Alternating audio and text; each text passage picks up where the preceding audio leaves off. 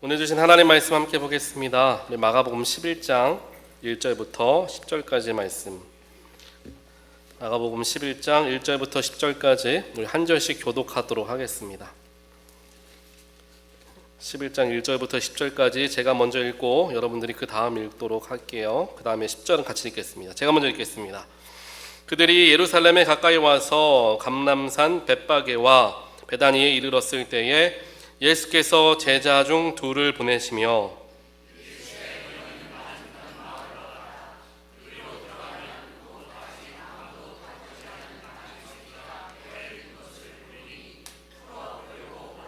만일 누가 너희에게 왜 이렇게 하느냐 묻거든 주가 쓰시겠다 하라. 그리하면 즉시 이리로 보내리라 하시니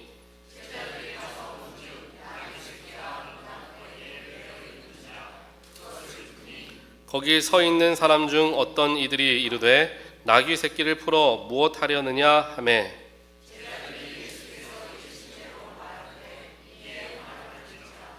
나귀 새끼를 예수께로 끌고 와서 자기들의 겉옷을 그 위에 얹어 놓음에 예수께서 타시니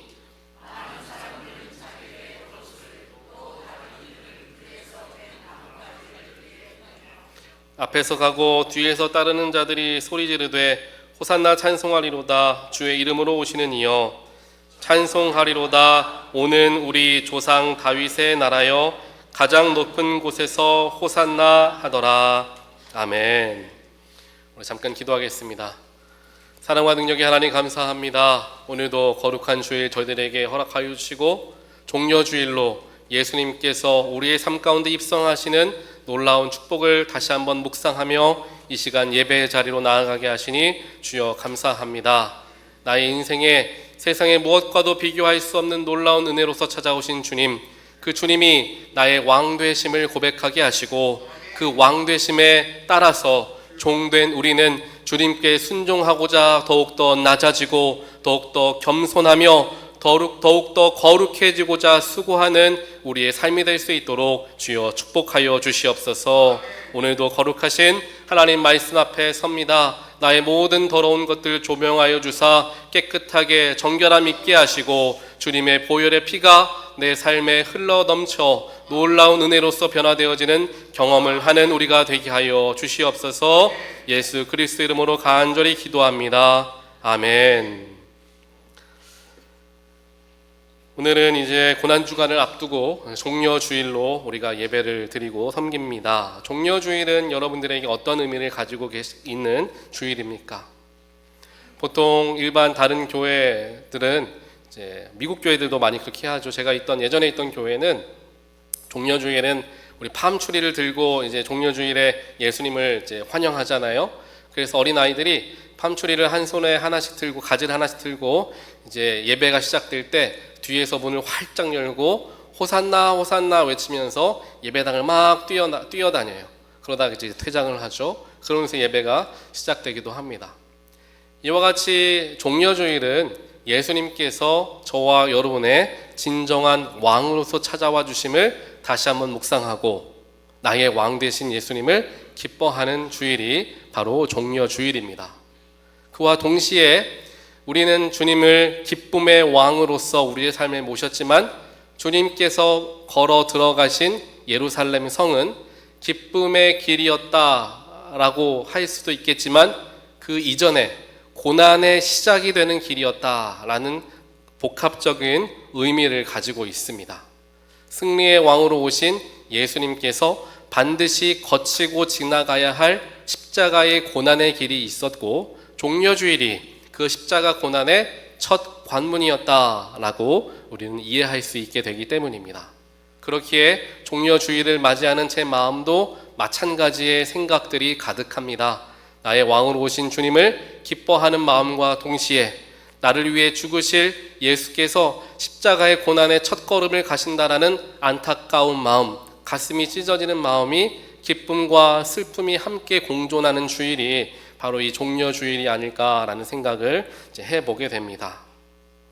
여러분들에게 종려주일 또 나의 왕으로서 오신 예수를 생각할 때마다 여러분들의 마음은 어떠한 마음이 드십니까? 여러분들은 주님을 왕으로서 바라보시는데 이 왕이라는 개념을 여러분들은 어떻게 생각하십니까? 오늘 말씀을 통하여서 우리에게 주시는 세 가지 은혜를 한번 생각해 보기를 원합니다. 첫 번째로 오늘 말씀을 통해서 우리가 발견할 수 있는 하나님의 뜻은 예수님은 준비된 자가 아니라 순종하는 자를 찾으시는 분이시다라는 사실입니다. 다시 말하면 준비된 사람이 아니라 순종할 줄 아는 손길, 그 사람을 주님께서는 찾으신다라는 거죠. 오늘 우리가 함께 읽었던 말씀 3절을 보면 예수님께서 제자들에게 이렇게 이야기합니다. 만일 누가 너희에게 왜 이렇게 하느냐 묻거든 주가 쓰시겠다 하라. 그리하면 즉시 이리로 보내리라 라고 제자들 둘을 보내면서 나귀 새끼 한 마리를 가져오게 하시며 하신 말씀이 바로 3절에 나와 있는 말씀입니다. 뭐라고 얘기합니까? 주가 쓰시겠다.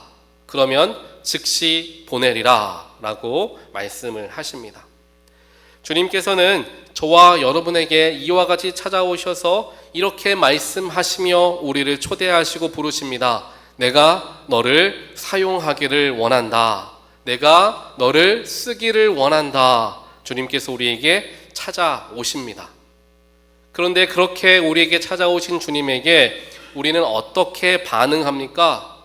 주님, 저를 부르시니 내가 순종하겠습니다. 라는 즉각적인 반응이 나옵니까? 아니면 다른 모습을 우리는 보입니까?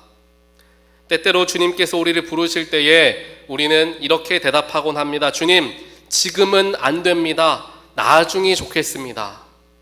주님, 제가 지금은 해야 할 일이 너무 많아서 바빠서 주님 일 할 수가 없습니다. 조금 바쁜 것 끝나면 제가 그때 해보겠습니다. 이러한 생각들이 먼저 찾아오기도 합니다.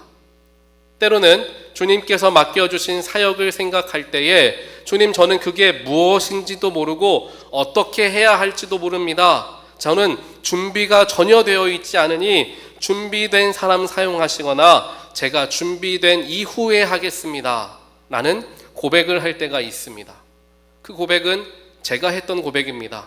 제가 저를 하나님께서 목회자로 부르셨을 때 하나님, 저는 부모님이 목회자도 아니고 제 가족 중에 친척 중에 목사님 한 명도 없는데 다른 목사님 아들들 얼마나 많아요. 그분들 부르시면 되지 왜 저를 부르십니까? 라고 주님에게 핑계를 대고 주님의 부르심을 거절하려 했던 때를 기억해 봅니다.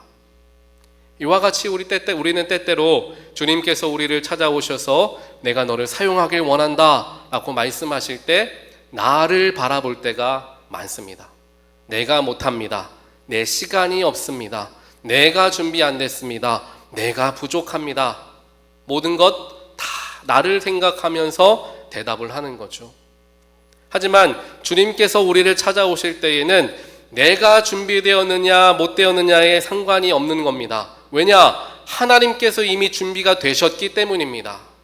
하나님이 이미 준비를 다 하시고 우리를 부르시는 거지, 우리가 자격이 있기 때문에, 우리가 할만하기 때문에, 우리가 성실하기 때문에 우리를 부르시는 게 결코 아니라는 사실입니다. 성경을 보면 이와 같은 하나님의 모습이 여러 곳에서 나타납니다. 하나님이 사람을 쓰실 때 준비된 사람, 완벽한 사람을 사용하신 적이 단 한 번도 성경에는 기록되어 있지 않아요. 다 부족한 사람, 다 연약한 사람, 다 어려운 사람들을 불러서 주님은 사용하셨습니다. 모세가 바로 그와 같은 경우였죠. 하나님께서 떨기나무 밑에 아래에서 모세를 부르셨을 때 모세는 우리와 같이 하나님의 말씀에 3번이나 거절을 합니다. 내가 누구이기에 그 일을 하겠습니까? 사람들이 저를 믿지 않을 겁니다.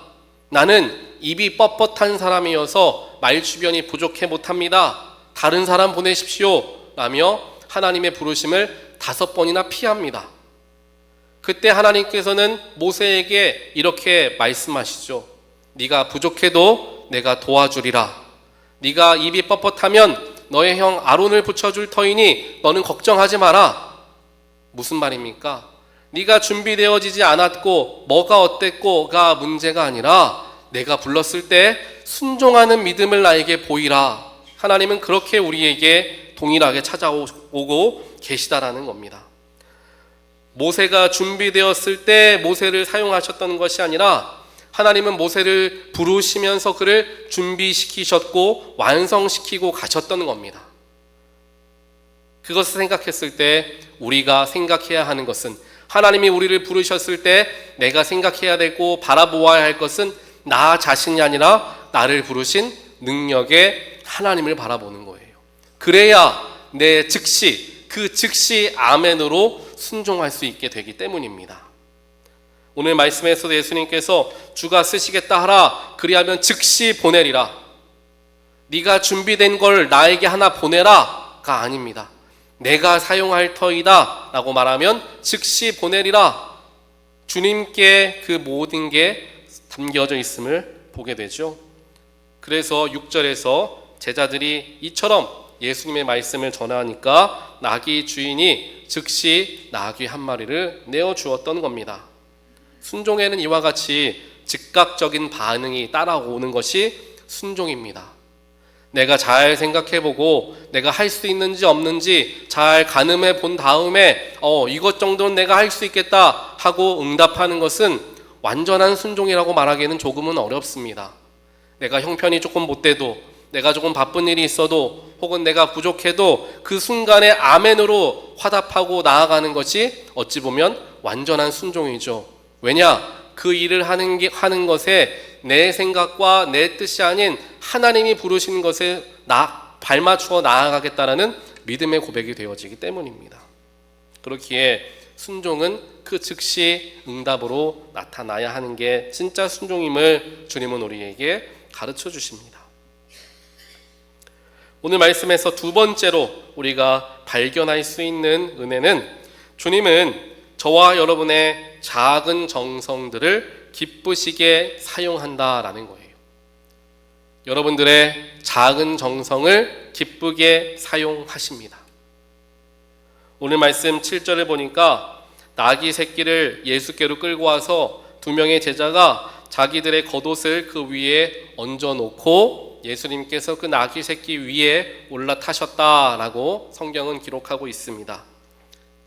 제가 말씀을 준비하면서 이 종려주일 사진이나 그림 같은 것들을 좀 확인해 봤어요. 봤더니 나귀 새끼는 나귀 새끼인데 그 위에 아름다운 양탄자가 깔려 있고 그 양탄자 위에 주님이 앉아 계시는 거예요. 그런데 그거는 성경적이지 못하죠. 오늘 말씀 보니까 나귀 등에 깔려 있었던 것은 아름다운 또 화려한 양탄자가 아니었고 겉옷이었습니다. 제자들의 겉옷. 그 당시에 예수님의 제자들에게 예수님께서 명령하시기를 너희들은 두 벌옷도 가지지 마라, 한 벌옷만 가지고 다녀라 라고 말씀하셨습니다. 그 한 벌옷만 가지고 그들은 예수님과 함께 이고을 저고을을 떠돌아다니면서 복음 전하는 사역에 최선을 다했습니다. 그러니 그들의 겉옷이 온전할 리가 없습니다. 아름답고 화려하고 값진 겉옷을 그들이 두르고 있지 않았습니다. 그들이 가진 겉옷은 다 헤어지고 다 낡고 다 찢어진 그러한 겉옷이었던 거죠. 비록 그것이 볼품없는 겉옷, 비록 그것이 정말 부끄러워 보이게 되어 있는 겉옷이다 할지라도 그들은 자신이 가지고 있는 가장 좋은 것으로, 그나마 가장 좋은 것으로 예수님의 앉을 곳을 마련했던 겁니다. 어떠한 마음으로 마련했겠습니까? 내가 사랑하는 주님 나귀 새끼에 앉는데 조금이라도 편하게 앉아 가셔야 될 것 아닌가 라는 마음으로 내가 가진 가장 소중한 게 무엇일까? 그것을 그 위에 내어 드린 것입니다. 주님께서도 저와 여러분에게 이와 같이 다가오시고 또한 주님을 바라보는 우리의 마음가짐도 이 두 명의 제자들과 같은 마음가짐이 되어야 한다라는 것입니다. 성경을 보면은 이제 사르밧 과부에 대한 이야기가 구약 성경의 열왕기 상에 나오고 있죠. 이 사르밧 과부, 아들 하나를 두고 이제 한 번 먹고 굶어 죽을 수밖에 없는 정도의 양식이 남겨져 있었던 이 사르밧 과부가 하나님의 사람이었던 엘리야에게 마지막 양식을 다 전해주고 하나님을 섬기는 모습을 보이게 됩니다. 내가 가진 것 이게 전부이지만 이것으로 하나님의 사람인 엘리야 당신을 내가 섬기겠습니다 라고 자신이 가지고 있는 모든 걸 다 바쳤더니 하나님께서 그 사르밧 과부의 섬김을 너무나 귀하게 여기시고 받으셨던 것을 성경을 통해 우리는 보게 됩니다. 또 오늘 마가복음 11장 읽었지만 그 뒤에 12장을 보게 되면 두 렙돈을 드린 과부에 대한 이야기가 나와요. 예수님께서는 성전에 나와 헌금을 하는 수많은 사람들 중에서 특별히 두 렙돈을 드린 과부를 주목해 보셨습니다. 그 당시에 돈이 많았던 부자들은 돈을 일부러 사람들 보라고 쩔그렁 소리를 내며 들고 왔어요. 헌금통에 쨍그랑 소리가 날 정도로 우수수 떨어지는, 동전 떨어지는 소리를 내가면서 일부러 나는 헌금 많이 합니다 보이면서 헌금했습니다. 하지만 이 두 렙돈의 과부는 자신이 가진 게 얼마 되지 않아서 부끄러워서 조심조심 나와 조용히 헌금을 드리고 떠났던 겁니다. 주님께서는 많은 헌금을 드리고 있었던 부자들을 주목하셨던 것이 아니라 자신이 가진 게 조금은 부끄럽지만 정성을 다하여서 바친 헌금을 바치는 이 과부를 주목해 보셨던 것입니다. 이와 마찬가지예요. 때때로 우리의 마음도 이와 같을 때가 있습니다. 하나님, 저는 부족합니다. 하나님, 저는 연약합니다. 하나님 부르셔서 나를 사용하기를 원하시는데 내가 그것 할 줄 모릅니다 라고 생각하며 내가 잘 하지 못하니까 못한다 라고 생각하는 경우가 많습니다. 하지만 우리 주님은 우리가 잘하느냐 못하느냐가 중요한 게 아닙니다. 내가 정성이 있느냐 없느냐를 보시는 겁니다. 내가 하나님을 사랑하느냐 사랑하지 않느냐를 보신다라는 거예요. 내가 아무리 헌금을 많이 하고 내가 아무리 열심히 예배를 드린다고 할지라도 내 마음속에 하나님을 향한 사랑이 없다라고 한다면 그것은 울리는 꽹과리와 같다라는 거죠. 결국 주 앞에 나오는 우리의 마음가짐은 정성을 다하는 마음가짐, 내 모든 걸 쏟아놓는 것과 같은 마음가짐, 내 삶을 다 드리고자 하는 그러한 마음가짐을 가지고 주 앞에 나아올 때 주님이 저와 여러분을 주목하여 주시는 줄 믿습니다. 우리가 사순절 동안에 사복음서를 읽어가면서 하루에 1불씩 헌금합니다. 1불이라는 금액 가지고 요즘에는 아무것도 할 수 없어요. 커피 한 잔도 3, 4불은 주어야지 마실 수 있습니다. 그 작은 1불이지만 그 1불이 40일 동안 모이게 되면 40불이라는 돈이 됩니다.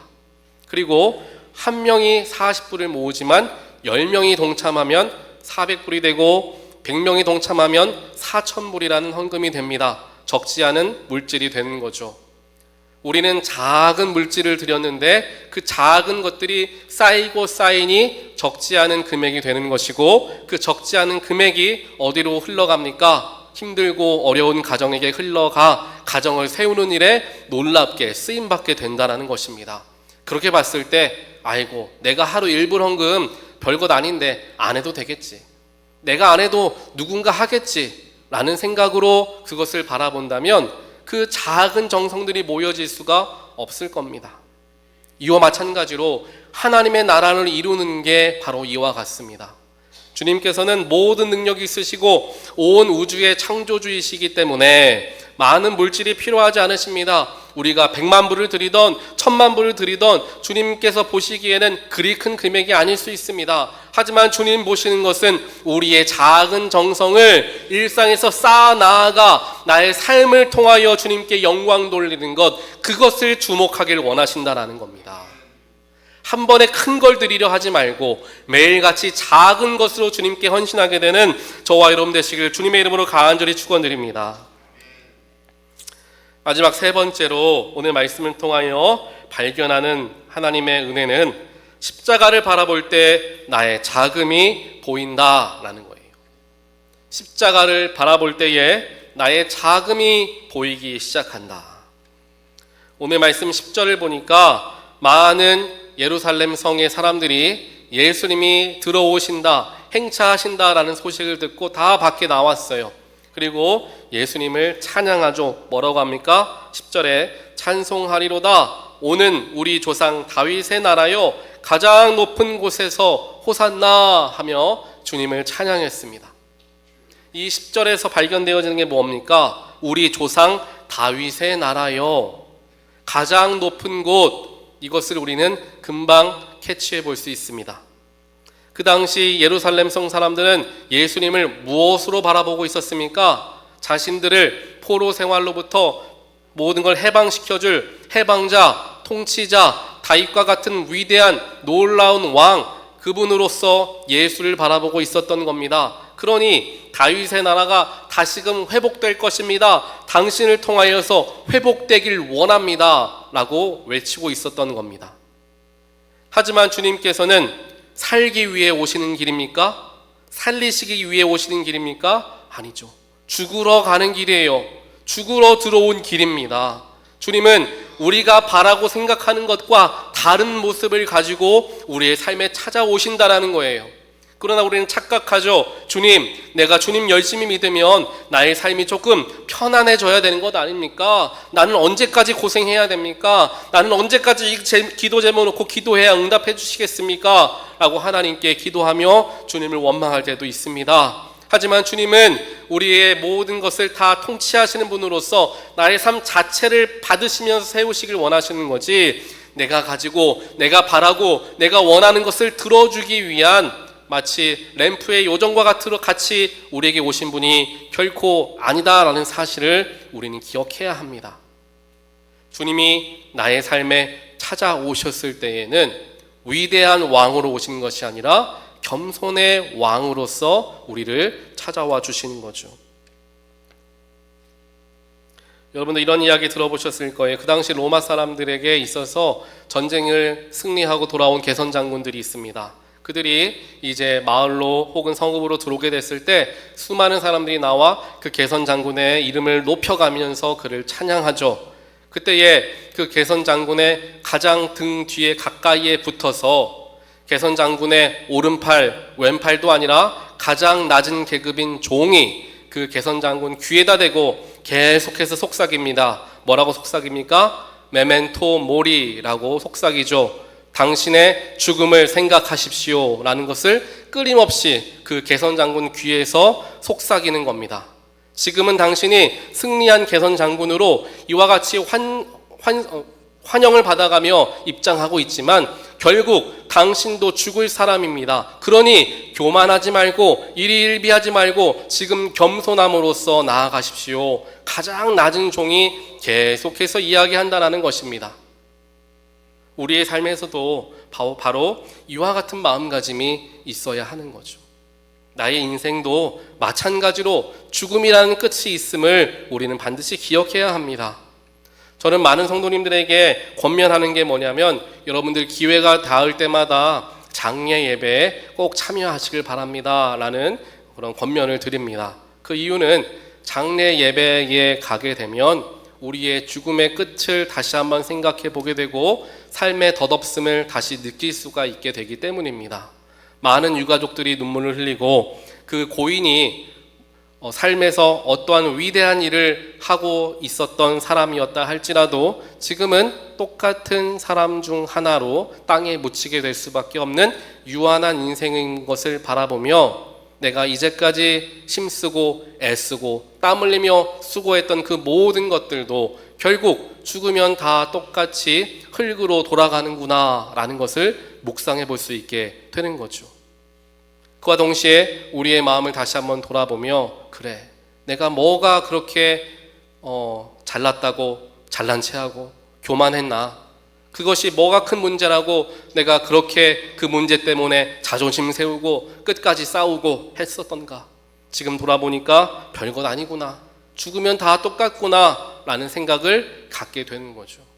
죽음을 가까이에서 생각하는 사람이 바로 이와 같은 깊은 마음가짐을 삶에 적용할 수 있게 되는 것입니다. 주님께서 바로 그와 같은 모습으로 우리를 찾아와 주셨고 겸손의 모습으로 우리를 찾아와 주신 이유는 우리도 겸손의 왕의 모습을 본받아서 우리의 삶에서 겸손을 실천하고 십자가로 죽음으로 걸어가는 그 고난의 길을 함께 걷는 사람들임을 반드시 기억하라 라고 알려주기 위해서 주님이 그 길을 먼저 가셨음을 우리는 기억해야 합니다. 이것을 놓치는 순간 겸손한 하나님을 믿는 사람이 아니라 나에게 축복 주시는 분, 나를 높여주시는 분, 내 이름을 칭송받게 하시는 하나님으로서 잘못된 신앙관을 갖게 되는 거예요. 오늘 우리의 삶 가운데 찾아오신 호산나 다윗의 자손 예수 그리스도의 본 모습을 다시 한번 깊이 있게 묵상해보는 저와 여러분 되기를 간절히 축원드립니다. 우리는 결국 십자가 앞에 서는 것이 중요합니다. 그 죽음을 기꺼이 감당하신 예수님을 기억하는 것, 이것이 바로 종려주일을 맞이하는 우리들에게 가장 중요한 핵심이 될 겁니다. 오늘 예루살렘 성으로 들어오셨던 것과 같이 저와 여러분의 삶 가운데 주님께서 찾아 들어오십니다. 멋지고 튼튼한 말을 타고 개선장군같이 들어온 것이 아니라 훈련되지 않은 작은 나귀 새끼를 타고 왕이 아니라 종의 모습으로 우리의 삶에 찾아오십니다. 오늘 이 말씀을 우리가 솔직하게 대해보기를 원합니다. 우리는 얼마나 자주 주님 아직은 안 됩니다, 조금 뒤에 오십시오, 내가 드릴 것이 너무나 작습니다 하며 주저하고 세상의 것에 마음을 빼앗겨 얼마나 교만한 채 살아왔는가. 겸손한 주님의 모습에 대비되어서 우리의 삶을 돌아보게 되는 것입니다. 사랑하는 성도 여러분, 주님이 쓰시겠다 하면 즉시 순종하는 저와 여러분 되기를 간절히 원합니다. 내가 가진 것이 비록 작다 할지라도 두려움 없이 내어드리는 우리가 되기를 원합니다. 세상에 높아지는 것이 좋아 보인다 할지라도 작은 사람이라, 죽음이 가까이 있는 사람이라 고백하는 천국 백성들이 모두 되시기를 주님의 이름으로 간절히 축원드립니다. 내일부터 고난주간이 시작됩니다. 십자가에 가는 그 길에 동참하는 우리가 되기를 원합니다. 나의 약함과 나의 부족함, 나의 죄악됨 십자가 앞에 하나씩 못 박고 나를 위해 죽으신 예수, 온 인류를 위해 죽으신 예수를 다시 한번 기억하며 부활의 기쁜 날을 준비하는 저와 여러분의 고난주간의 시간들이 되시기를 다시 한번 주님의 이름으로 간절히 축원드립니다. 우리 이 시간 함께 찬양하길 원합니다. 십자가 그 사랑 찬양하시면서 다시 한번 그 십자가의 은혜를 기억하는 우리가 되기를 원합니다.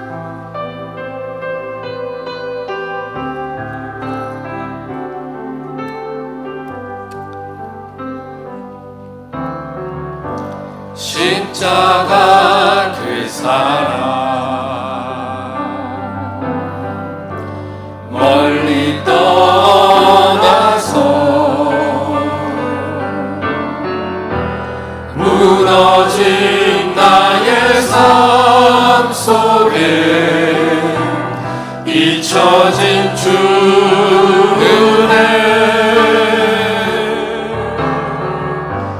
돌 같은 내 마음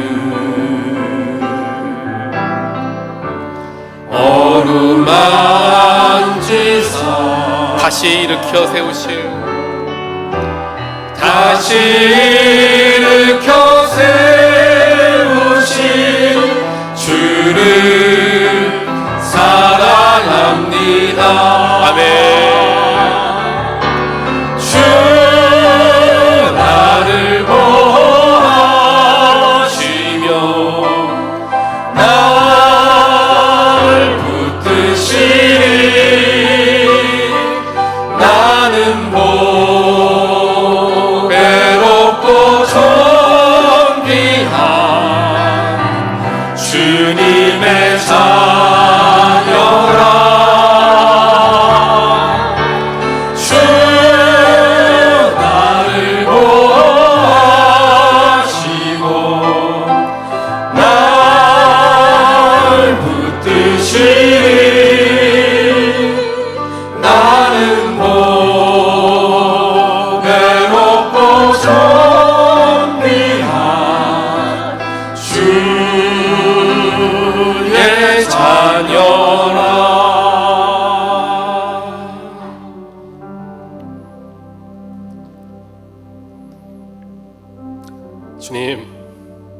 주님은 많은 사람의 환호를 들으시며 예루살렘 성에 입성하셨지만 주님의 그 마음은 마냥 기뻐할 수는 없는 마음이셨을 겁니다. 이제 며칠 뒤면 십자가의 모진 고난을 져야만 하는 두렵고 떨리고 피하고 싶은 길이었음을 우리가 기억하며 주님의 그 십자가의 공로와 그 희생과 그 피는 절대로 값없이 이루어진 것이 아니라 주님이 피 흘려가며 주님이 눈물 흘려가며 찢기신 그 살 아래에서 흘러진 피임을 기억하고 우리에게 주어진 고난의 길, 어려움의 길이 있다 할지라도 그 속에서 낙심하기보다는 주님께서 그 걸어가신 그 길을 따라서 그 고난의 길도 분명 부활의 기쁨으로 변할 날이 있음을 소망하는 우리가 되게 하여 주시옵소서. 무엇보다 오늘 우리에게 겸손의 왕으로 찾아와 주시어서 내가 너와 함께 나아가길 원한다, 내가 너를 쓰기를 원한다 말씀하셨을 때 자꾸만 핑계대지 않게 하시고 자꾸만 외면하지 않게 하시고 주님, 내가 비록 부족하지만 내가 비록 연약하지만 주님 순종하겠습니다 라는 믿음으로 결단하는 우리 모두가 될 수 있도록 하나님 축복하여 주시옵소서. 이 모든 말씀 예수 그리스도의 이름으로 간절히 기도합니다. 아멘. 다 함께 자리에서 일어나셔서 하나님께 봉헌하는 시간 갖겠습니다. 나의 보아드리니 주여 받아주셔서 하늘나라 위하여 주 뜻대로 쓰소서.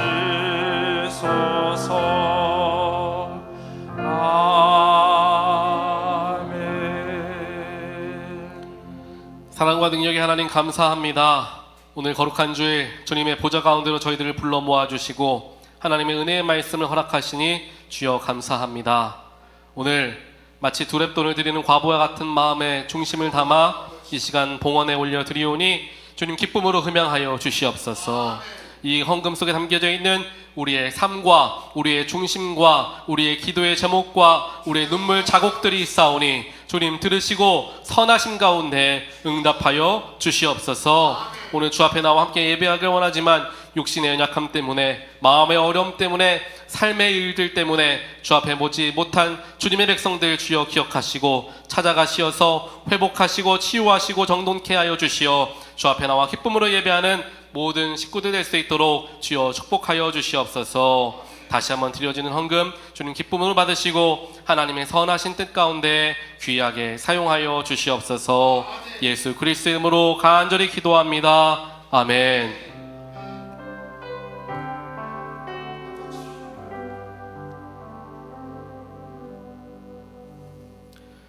이제는 나를 위하여 십자가의 모든 고난을 감내하시고 모든 물과 모든 피를 쏟으시며 우리에게 놀라운 사랑을 확증하여 주신 예수 그리스도의 한량없는 사랑하심과 세상 모든 만물을 창조하시고 나를 다스리시고 오늘도 인도하시는 하나님 아버지의 긍휼하신 은혜와 지금도 우리와 함께 하시며 옳은 길로 인도하시고 주님을 바라보게 하시며 겸손의 왕이신 예수를 바라보며 우리도 겸손하겠다 결단케 도와주시는 성령 하나님의 감화 감동 교통하심이 오늘 예배를 통하여 예루살렘 성에 입성하셨던 그 주님께서 나의 삶 가운데도 입성하시는 놀라운 꿈을 가지고 주님이 걸어가시는 그 길이 비록 고난의 길이었다 할지라도 부활로서 완전하게 승리하게 되었음을 바라보며 승리의 소망을 가지고 그 길을 함께 동참하기로 결단하고 순종하는 우리 모든 하나님의 백성들 머리머리 위에 그들의 자녀와 그들의 일터와 그들의 삶의 모든 것 위에 함께 하시기를 간절히 축원하옵나이다. 아멘.